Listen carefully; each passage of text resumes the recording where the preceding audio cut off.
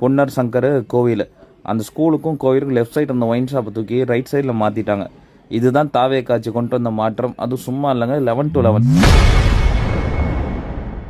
சேலத்தில் பள்ளி அருகே இருந்த டாஸ்மாக் கடையை மூடிவிட்டு எதிரே பார் திறந்துள்ளதாக இளைஞர் குற்றம் சாட்டி வீடியோவாக வெளியிட்டுள்ளார்.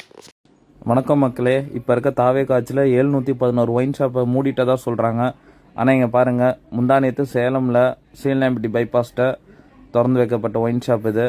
அங்கே சிவப்பு கலர் ஜீப் தெரியுதுங்களா, அதுக்கு பின்னாடி இருக்கிறதா க்ளூனி வித்யாநிகேதன் ஸ்கூலு, பொன்னர் சங்கர் கோவில்.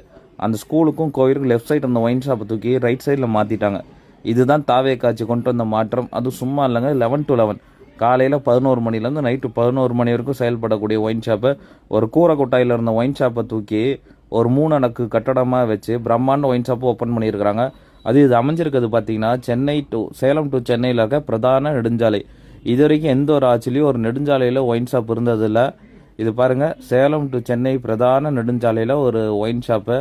சரியான மாற்றம் இல்லை. இதுதான் தாவேக்கா சொன்ன மாற்றம்.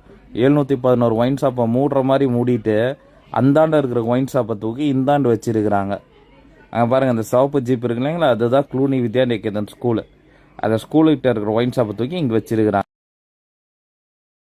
செய்திகளை உள்ளது உள்ளபடி தெரிந்து கொள்ள ரெஃப்ளெக்ட் நியூஸை சப்ஸ்கிரைப் பண்ணுங்க.